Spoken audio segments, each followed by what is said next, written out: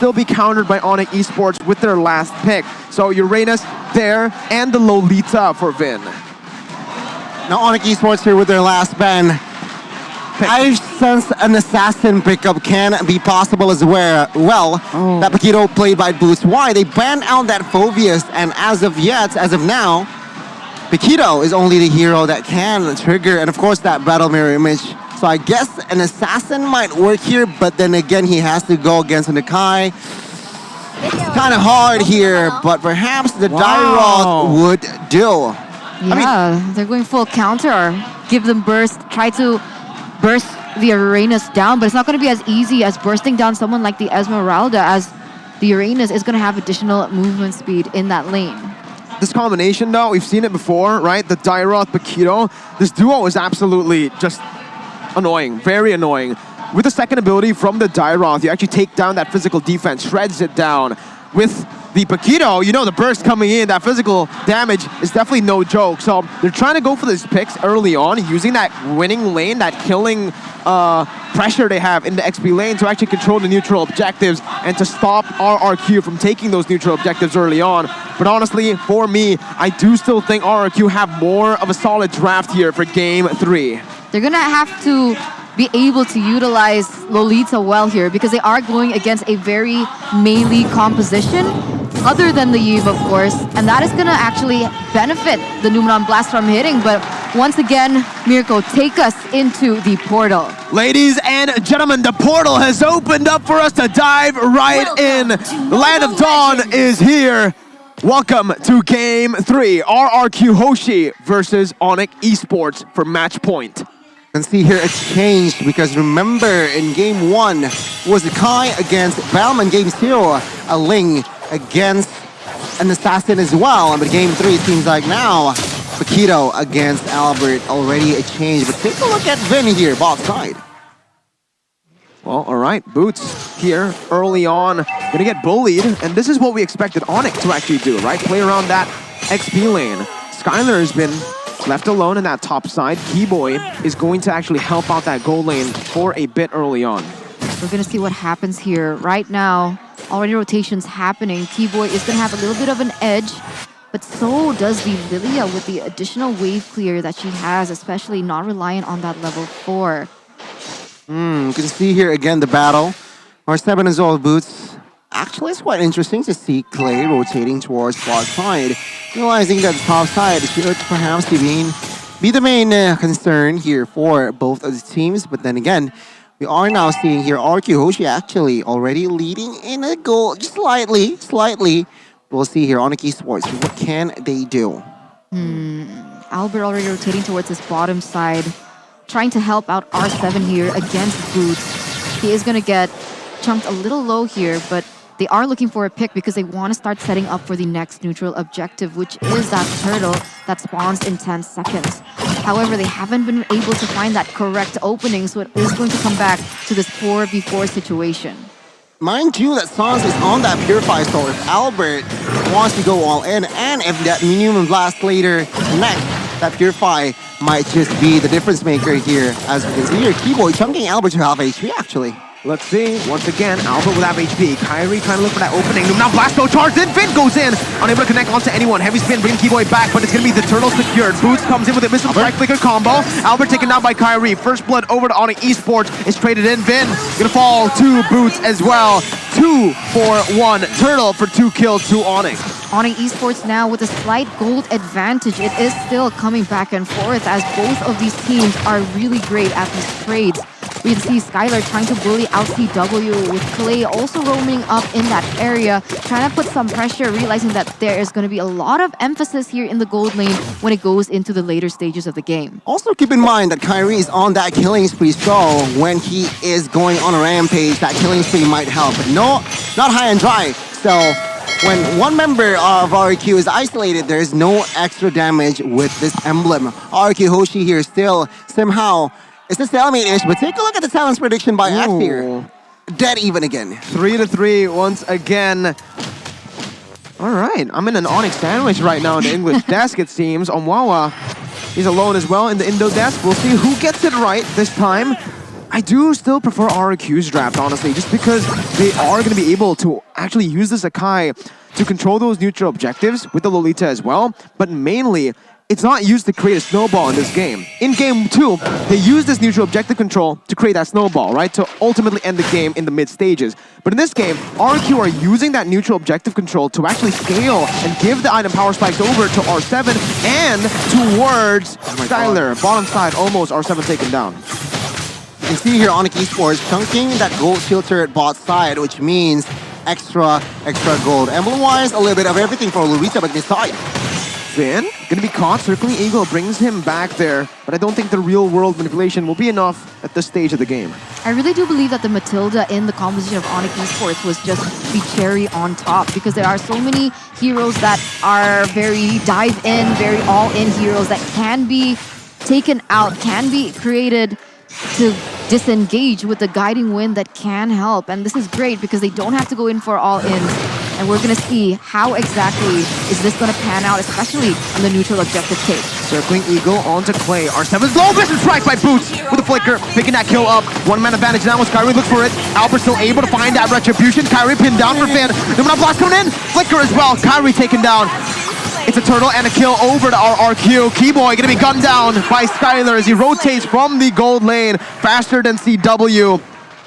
It's a worth trade for RRQ, but CW is looking for that blazing duet. Goes in, not canceled out. Wow. Good BMI over to Clay. Amazing translation from CW. And it's gonna be a disengage from both of these teams. We are now seeing here RRQ Hoshi responding back. That turtle take was pleasant. Why? Because they got the turtle and they got Kyrie as well. That's just a cherry on top for RRQ. A very good build-up in the early lead. And remember, this first 5 minutes, we are now about to enter the mid-game where Lilia, where Beatrix, and as well as Uranus shines most. ONIC Esports needs to be very, very careful, but they are still in an okay track. There's a little split though, right? Because in the top side, they are going to win that lane for RRQ, but in the bottom side, it does seem like ONIC Esports has a little bit of an advantage. So it all depends on the mid lane rotations. And so far, both of these teams have been rotating rather easily, although Keyboy on the Matilda is going to have an additional advantage because of the movement speed. And right now, as it stands, again, right, both teams are playing it really slow, playing around those objectives. If the game just goes even onto that late game, it's going to be dangerous. R7, there you go, taken out. This is the combo we mentioned in the draft. ONIC Esports can just use the Paquito and Dairoth to get these picks in the XP lane. The kill pressure is absolutely insane with this two heroes comboed together. The pick hasn't been converted onto an objective though so far. 5 seconds left for R7 to spawn, and that's enough time for them to set up for the next turtle. But here we go, ONIC Esports going in aggressive. Oh, Albert as well though, going in. Blazing Duet popped in, but he's gonna be stunned up. CW getting out with BMI once again. Renner shot to the mid wave. No kills over to anyone, but it's a good chain of events for ONIC Esports to chain it towards the turtle. They're gonna fall back though. They don't really know where Albert is. Finally, they do go for the commitment onto the turtle. They grab it, just like you guys can grab food with the grb.to/MPL. 90% discount code. Tap the phone a bit back to get that replay of this QR code. But ONIC Esports are back. What they're doing in the mid lane, it was actually ONIC Esports trying to create space for that turtle take bot side. And we can see here, item-wise, Beatrix already with that early BOD, and in response, DHS already secured. RRQ Hoshi with their fast rotations here, they are able to collect already 2 turrets, which means the mid tier 1 is only left standing, and that's going to be the main focus forward side of RRQ Hoshi, to have more space to suffocate ONIC Esports. Meanwhile, ONIC Esports, what they need to do is really pick their battles, because now RRQ is already trying to invade the jungles of ONIC Esports. Sans already picked up the Ice Queen wand as well. He opted for that first instead of the Enchanted Talisman, so he's going to have a lot of slow, but he needs to be very careful when he uses his spells. He can't spam it like Clay can spam it, so that's something that they do need to be aware of, as now ONIC Esports going to rotate here to the top side, trying to win that lane, trying to push, and look how much damage Boots has as Kyrie goes in. R7 able to dodge for now, gets out. A good escape by R7. Played that well with the sprint and the consecration. RRQ looking for a response down below there. Finn just goes in for a stun. Not much they can do here since ONIC Esports are very mobile. But at least ONIC Esports will be able to pick up a turret up top with that play. Not a kill to R7 though. One thing to note that if only and only if ONIC Esports has a Dominance Ice, I think Uranus might be melted down top side though. Remember, seeing the items, Dominance Ice has yet to be built by the side of ONIC Esports, which is going to be the job for Keyboy and as well as Boots very, very soon. But you mentioned Ice Queen 1, it turned out Clay has Ice Queen 1 himself as well. So when Kyrie wants to engage, he needs to be careful because that slow effect might actually be detrimental for himself. They need to be careful of how they set up because RRQ Hoshi's composition is going to be favored if they clump up into weird positions. If they go in for those bottleneck team fights, it's going to heavily favor RRQ Hoshi with a deadly spin coming in from Albert, with as well as the damage coming in from Clay and the AoE slows. It's going to be difficult. ONIC, they need to play this really, really intelligently. Conceal there. Van gonna go stun onto Sans. Real world manipulation. No, it was still in range of the Nibiru's Bastion. Sans taken out. Clay as well. Both of the mid laners falling. Circling Eagle on towards Albert. R7 gonna be taken to half HP. CW jumps up the Blazing Duet, dealing so much damage. But Luminal Blast comes in with a heavy spin. Albert is able to pin them down. Luminal Blast as well. Skylar is gonna be able to gun them down. CW and Keyboy running. Skylar! Holy moly! The snipe from the man himself. Oh my god, and now that's going to give them so much space. 3 members taken down for the price of 2, as they are now going to be able to secure that Lord without contest. And that was just a really well set up team fight. And ONIC Esports kind of scrambled there in that team fight. A little bit. I feel like ONIC Esports forced that fight there. I think with Sans went down and they already equalized taking Clay down, they should have just backed off and reset. But now, RRQ Hoshi with this Lord, they might take all of the tier 2s. We'll see though. Beatrix on Skylar is just too much, man. That's how did he get those snipes? They were... No. Oh, I don't even know. No. Beatrix is just... You can't let that fall into the hands of Skylar. It's just not a thing anymore. I cannot believe that just happened, man. What a snipe. That was nasty. But again, RRQ, they're going to reset once again, right? They don't need to be too aggressive. Meanwhile, for ONIC Esports here, this is, again, like I mentioned, the reason I went for my prediction over to RRQ. I feel like RRQ in the draft have just built themselves such a good composition because they're able to scale towards that power spike for Skylar so well. And now that Skylar has gotten that item power spike, they're able to actually dictate the tempo of the game. Top side taken down, all tier 2s across the map out just with the first Lord. And ONIC Esports are back to that defensive playstyle that they usually have when they're losing. And this time, though, it's a bit scarier because Skylar can do that. That's not fair. That's not fair how much damage he does. 4,000 gold lead now for RRQ Hoshi. In addition to the damage that Skylar has with the items that he's already obtained, he's also given the WON, the Wind of Nature. So even if CW wants to go into that backline, use the Blazing Duet, there is a possibility that Skylar can outmatch him in that long-range position. Exactly, the domino effect here from that Lord take, from that exchange earlier in the mid-side, they managed to increase their lead to 4,000, which means ONIC Esports, they are more in the hot seat, but wow, clutch retribution there from Kyrie. Again, back to my point here, ONIC Esports, they need to reset, they need to find, I guess, the loophole on towards Clay here, but then again, Clay, I think he is now building towards the winner's truncheon, so we'll have to wait and see, folks. Skylar is already at full items, mind you. Because in a 5v5 team fight, how are ONIC Esports supposed to engage onto RRQ Hoshi with so little CC that they have? They need to find a good pickup first, I feel like. Well, they can't capitalize on the offlaner here on Uranus. I saw Keyboy has built that dominance ice, so I feel like they can bank in on towards Uranus. When 5v4, then try to beat RRQ Hoshi mechanically. Ooh, it's going to be tough, though, if they actually want to go for that mechanical duel, right? Now that RRQ are still ahead, ONIC Esports are going to have to look for a very good team fight to seal the deal. Right now, Skylar has a better way to dish out damage without getting hurt on the Beatrix compared to CW, who needs to dive in with that Blazing Duet.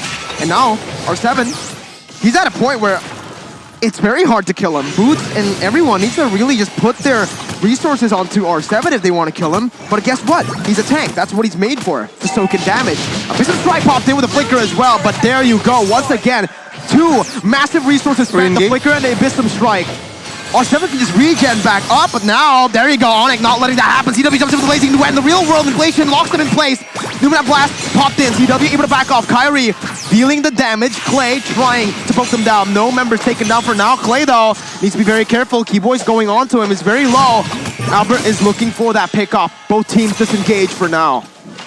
Wow, we are seeing a very, very mechanical team fight from RRQ and as well as ONIC Esports. No casualties on the board here, and we can see here the Lord, what they need to do again. RRQ needs to bail out of the information whereabouts ONIC Esports, and they can't just reset here, toy around the Lord, and we can see here Skylar is already up and ready with that Skylar, with that Beatrix. Let's go. You can call him Skylar. You can call the hero Skylar. He's been doing a lot with it. Circling Eagle though, now popped in onto Vin, putting him in off position. Skylar still positioning really well. Albert gonna be getting the pin onto CW. My goodness, what a pick. Skylar picks up the kill. Now Boots diving in with a Abyssal Strike. Kyrie! Flickers out, but Kyrie secures the Lord. He saves the game for ONIC Esports. But with 3 members down, At what cost? RRQ might be able to end the game still. At what cost, right? 3 members taken down, 20 seconds left.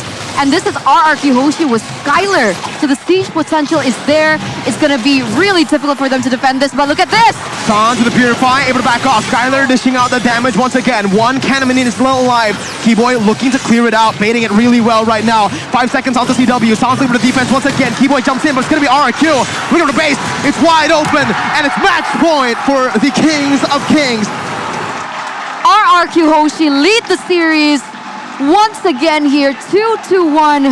And this has been a fantastic run. What a comeback from RRQ Hoshi.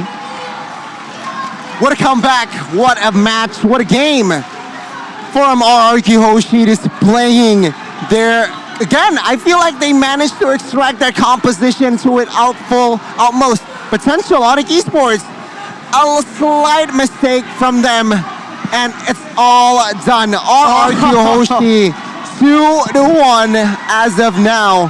ONIC Esports, it's a tough match here. But then again, RRQ Hoshi, they can adapt